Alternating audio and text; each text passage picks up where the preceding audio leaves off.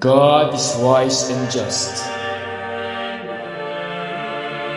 As the good is blessed and the evil is punished.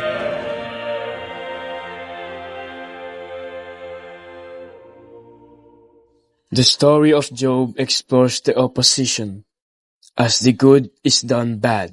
Isang mayaman, matuwid na lalaki na nangangalang Job, na nawalan ng kanyang mga anak, kayamanan at kalusugan dahil sa isang pustahan sa pagitan ng Panginoong Diyos at ni Satanas. The story that hints injustice begins at heaven.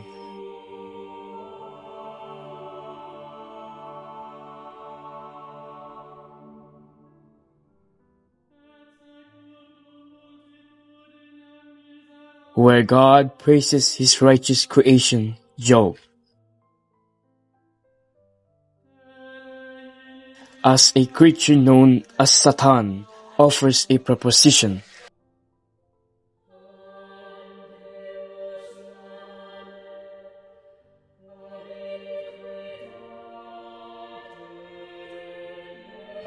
Take away everything from Job. Na sinusuri kung ang kanyang pananampalataya ay tapat o batay lamang sa mga pagpapala.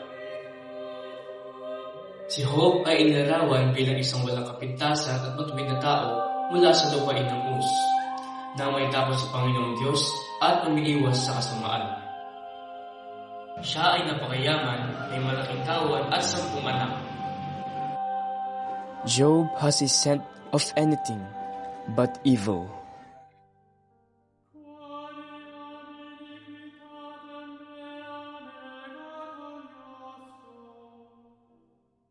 Sa isang araw, nang walang lahat ng lingkod, alagang hayop at 10 anak si Job.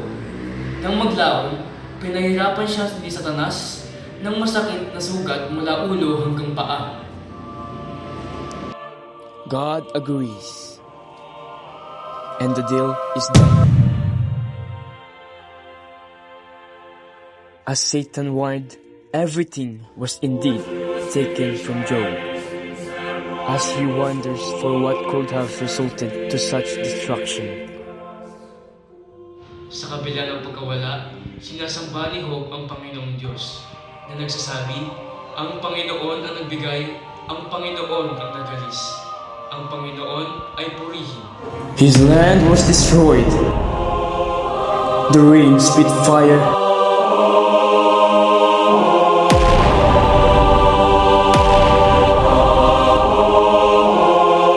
As he said, a man is born, let that day be darkness. Nakipagtalo si Job sa kanyang mga kaibigan na maling nagmumungkahi na ang kanyang pagdurusa ay parusa para sa mga lihim na kasalanan. And he declined all the accusations.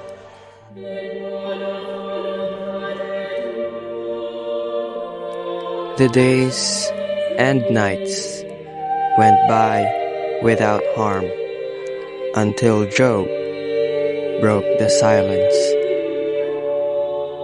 He declared, if God has the power to give, He has the power to take.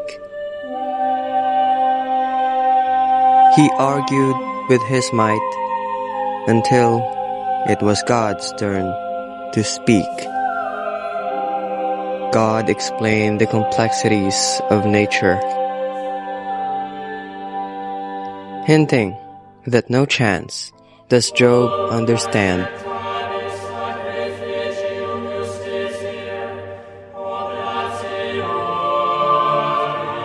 Every life,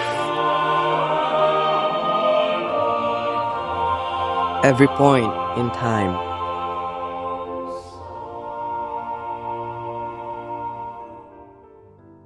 every celestial,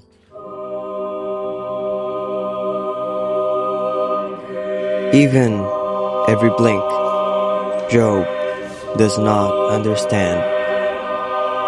By then Job understood. He praised God. He kneeled before Him. Sa huli ay tumanggap ng doble sa kanyang orihinal na mga pagpapala. In the end, Job was blessed double of what he had before. Everything nourished, and when he grew old, he finally understood.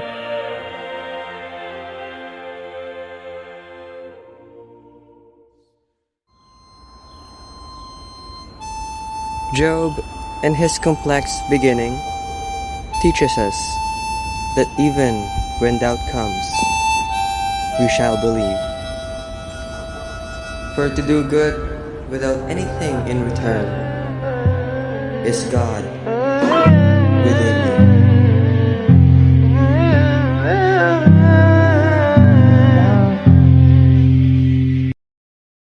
I'm sure we're taller another dimension. You say we're We don't know where you're going. How can we know the way? I am the way, the truth, and the life. I am the Alpha and the Omega, the first and the last.